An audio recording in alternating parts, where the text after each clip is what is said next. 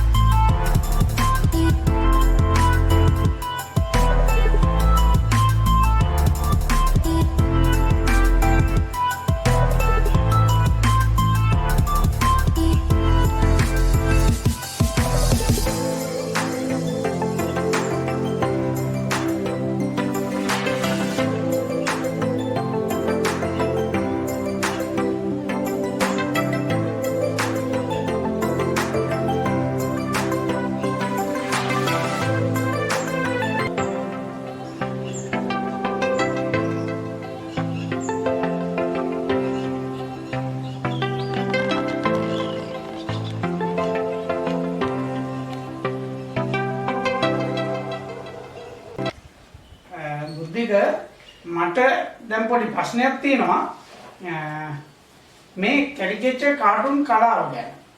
දැන් මේක අපි දන්නා ඉස්සල්ලාම කාටුන් කලාව ලංකාවේ පටන් ගත්තේ ඔබ්‍රි කොලට් 43 කණ්ඩායමේ ඉන්න කාලේනේ. ඊට පස්සේ ඉතින් යෝනස්ලා වගේ කට්ටිය විජේ සෝමලා ලංකාවේ මහා පෙරලියක් කරපු කාටුන් ශිල්පියෝ වුණා. ඒගොල්ලන්ට මේ කලාව තිබුණේ නැහැ. ඒගොල්ලන්ට ඕන කරලා තිබුණේ කාටුන් එකක් මගින් කැරිකේචර් කාටුන් එකක් මගින් එදිනෙදා සිදුවීම් වාර්තා කරන්න. ඒගොල්ලෝ පත්තරේ වැඩ කරපු එක තමයි කරේ. ඒගොල්ලෝ කලාවක් විදියට මේක ප්‍රගුණ කරේ නැහැ. පෝට්‍රේට් එකක් අදින්න ගත්ත උත්සාහයක් අපිට දකින්න ලැබෙන්නේ නැහැ. දැන් අපිට ඕනේ ඔබ මේකෙන් කියන්න හදන්නේ මේ පෝට්‍රේට් ඇඳීමද? එහෙම නැත්නම් ඊට එහා යමක් කරන්න උත්සාහයක් ගන්නවද? මේ කලාව භාවිතා කරලා මේ ලයින්ස් භාවිතා කරලා මේ ඩොට්ස් භාවිතා කරලා වෙන වෙන දේවල් මේකට අවශ්‍ය කරන අඩුබු කුඩුබු ටික එකතු කරලා මීට එහා දෙයක් කියන්න ඔයාලා ලෑස්ති වෙනවද කියලා. දැන් මේ මෙතන ඉන්නේ අපේ හිතවත් ජගත් රවින්ද්‍ර. මෙතන ඉන්නවා කවුද මේ ප්‍රගීත් රත්නායක. මෙතන මම ඉන්නවා. මෙතන කවුද ඉන්නේ? මේ විදිහේ චිත්‍ර ශිල්පියෝ වගේ කට්ටිය. මෙතන ඔබගේ මේ ස්වයංනාලිකයෙකුත් තියෙනවා. දැන් මේ විදිහේ දේවල් විතරක් කරලා රටේ එක්තරා තැනකට මේ බැසිල් කුරේ ඉන්නවා. මේගොල්ලෝ ඔක්කොම අපේ හිතවත්තු. යාළුවෝ ඉතින් මේ කට්ටියගේ චිත්‍ර ටිකක් අඳිනවට වඩා මම මේ කහපාට කොළවල ඔයාගේ වෙනස් දෙයක් දැක්කා. මම කියන්නකෝ දැන් මේක විතරක් කරනවද මේක මොකක්ද තෝරගෙන තියෙනවා. ඔයාගේ අනාගතේ සඵල කරගන්න, දියුණු කරගන්න. කොහොම පෑනින් කරලා තියෙන පුංචි හැඩතල වෙලේ ලොකු කතන්දරයක් කියලා තියෙනවා කියන්නේ මේකේ පේනවා. මේ මොකද මේ ලොකු පරාසයක් මේ කතාව තුල තියෙනවා. එක්කෙනෙක්ගේ මට කියන්නකෝ මේ මොකද්ද මේ කතන්දරය කියලා. කියන්නේ දුප්පත් තරුණයෙක්ගේ ජීවිතයේ වෙච්ච සංසිද්ධි ටිකක් තමයි මේ කතාවට නගලා තියෙන්නේ. ඔව්. ඔබ මට එදා කිව්වා මට මතකයි මේ ඔබ මේ අනිත් චිත්‍රات එක මේ නිර්වාණය පෙන්නලා තියෙනවායි කියලා. කොහොමද නිර්වාණයට තියෙන සම්බන්ධය මොකක්ද මේ කතාවේ කියන්නේ? නිර්වාණය කියන්නේ ඉතින් මේ තරුණයාගේ ජීවිතයේ අන්තිමට මේ නිර්වාණය කරා යන ගමනක් ගැන තියෙන භෞතික දේවල් ඕනම නැහැ කියලා අතහැරලා ඒ කියන්නේ මේ සිද්ධාර්ථ අතහැරලා මේක තමයි සිද්ධාර්ථ කුමාරයා කියනවා සම්බෝධායන් ගරවාසෝ රජස්සා යතනං ඉති අබ්බකාසෝච පබ්බච්චා ඉන්දිස්සාන පබ්බති කියලා. ඒ කියන්නේ අභ්‍යවකාශي වගේ නිදහස් කියලා. එතකොට ඔබ මේ ලෑස්තිලා දින මෙතන මේ නිවන පෙන්නලා දිනවා. මේක මේ අභ්‍යවකාශي වගේ නිදහස් කතියක් අපිට පේන්නේ නැහැ. ඔය කොහොමද නිදහස් නිවන කියන එක අනිත් රූප වලින් වෙන් කරලා දුන්නේ මම? වෙන් කරලා දුන්නේ කියන්නේ මේකේ දැන් පසු මේ හැම යට තියෙන හැම රූපයක්ම ඉරික්කෙන් කියන්නේ කෙලින් නැත්නම් මේ රේඛා වලින් කියන මේ සංකීර්ණ රේඛා. සංකීර්ණ නෙමෙයි. කියන්නේ ඒක මේ අක්‍රමික රේඛා. ඔව් අක්‍රමික රේඛා තියෙනවා. අන්න බලන්න රේඛාවෙන් කරන්න පුළුවන් දේවල් ඒකයි මම මේ අක්‍රමික රේඛා වලින් පෙන්වන්නේ ජන ජීවිතයේ මිනිසුන්ගේ තියෙන පැටලි දිශා ගරාවාසෝ තියෙන මේ අපහසුකම නේ. ඒවා එතකොට මේ මුඩින් පෙන්නලා තියෙනවා නිවන හරි දිව්‍ය ලෝකේ හරි සපතක් ගැන පෙන්නන සපත කියන එක තාලයක් තියෙනවා කියලා ඒවා කියන්නේ. ලාලිත්‍යයක් තියෙනවා. සපතට ලාලිත්‍යයක් තියෙනවා. දුකට එහෙම එකක් නැහැ. නැහැ කියලා තමයි මේ නිවනින් පෙන්වන්න හදන්නේ. ඒක තමයි මම මේකේ දැක්ක විශේෂයෙන් මේ වගේ හරිම සංකීර්ණ මේ කිසිම මේ ආසාවක් හිතෙන්නේ නැහැ. අපිට මේ මකුළු දලක පැටලිච්ච මකුළුෙක් වගේ සතෙක් වගේ තමයි මේ රූපවල තියෙන ඔක්කොම. මේකේ තියෙන ජීවිතයේ තියෙන බරපතලකම, කුරිරුකම, දරිද්‍රතාවය මේවා ඔක්කොම ටික මේ රේඛාවෙන් කරන්න පුළුවන් ගොඩක් දේවල් තියෙනවා. ඒකින්ද තමයි චිත්‍රයට රේඛාවක් අවශ්‍යයි කියලා අපි කියන්නේ. රේඛා නැති චිත්‍ර තියෙන්න පුළුවන්. නමුත් රේඛාවක් බවට පත් කරගatiya යුතුයි කියන එක තමයි මම කියන්නේ. මොකද රේඛාවෙන් කළ හැකි දේවල් ගොඩයි. මේ ඔක්කොම ඔයා පෙන්නලා දිනවා ඒ රේඛාවෙන් වෙනම මේ රේඛාවෙන් වෙනම රේඛාවේ භාවිතය තමයි කලාවෙන් මාධ්‍ය හැසිරවීම කියන්නේ. එතකොට ඔයාගේ චිත්‍රේ රයිට් මේ එතකොට මට කියන්න මේ කතාව මොකක්ද කියන්නේ? කතාව දැන් තරුණයෙක් තමන්ගේ ගෙදර ගොඩක් ප්‍රශ්න ඇති වෙලා ඊට පස්සේ ගෙදර හැර ගිහිල්ලා මහාන වෙලා එතන පන්සලෙත් ගොඩක් ප්‍රශ්න වෙලා ආගම් වල මිනිස්සුන්ගෙන් එතනිනුත් ගිහිල්ලා ඊට පස්සේ කොළඹ වගේ ජනාකීර්ණ ප්‍රදේශයකට ඇවිල්ලා එතනත් අරතර ගොඩක් වෙලා තම මේ නිර්වාණය කරා යන එකක් ගැන තමයි කියන්නේ. ඔව්. තාම වැඩ ඉවර නෑ මේක තාම. ඔව් නෑ ඔබේ සිතුවිලි ටික ගැන නම් මට හරිම පැහැදීමක් තියෙනවා. මේ හැඟීම් ප්‍රකාශනය කියන එක රේඛාවෙන් කරන්න පුළුවන් කියන එක පෙන්වන්න ගත්ත ලොකු උදාහරණයක්. මේක මටත් හරි වටිනවා මේ කට්ටියට රේඛාව භාවිතා කරලා හැඟීම් ප්‍රකාශ කරන්න පුළුවන්. දැන් අපේ ආධ්‍යාත්මික හැඟීම් හිතේ යට තියෙන ඒවා. එතකොට මේ හොඳටම පේනවා මේ නිවනට තාලයක් තියෙනවා කියලා. නමුත් ජීවිතේ තාලයක් නැහැ. ජීවිතේ ඕන පැත්තකට හැදගැහිලා උලම් පාරට මොකද වැස්සට අවුවට කර වෙලා ඒවා මේ ඔක්කොම වෙන්න පුළුවන්. නමුත් නිර්වාණයේදී ඔය ඔක්කොම අයින් වෙලා නිර්වාණයට තාලයක් ඇති වෙනවා. රිද්මයක් ඇති වෙනවා. එතකොට මේ රිද්මයානුකූල රේඛා සහ අනිත් ඒ වගේ මේ තියෙන අසංකීර්ණ අසම්මත සංකීර්ණ රේඛා අක්‍රමික රේඛා වලින් ජීවිතය සම්පූර්ණයෙන්ම පෙන්වන්න පුළුවන් කටුක බවනේ.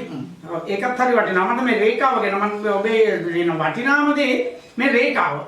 රේඛාව භාවිතා කරලා කරන්න පුළුවන් ආධ්‍යාත්මික ප්‍රකාශන අතරේ මේ පෝට්‍රේට් එකට වඩා දෙයක් ඔයා ඉස්සරහට කරයි කියලා මම බලාපොරොත්තු වෙනවා. මම හිතන්නේ අපිට කතාව නතර කරන්න අපේ වැඩසටහන නතර කරන්න හොඳ උදාහරණයක් වෙනවා. මේක හොඳ වැඩසටහනක්. මේක දිනු කර ගන්න ඔයාලට ශක්තිය ධෛර්යය ලැබේවා කියලා ප්‍රාර්ථනා කරමින් අපේ වැඩසටහන මෙතනින් නතර කරමු. ආයුබෝවන්.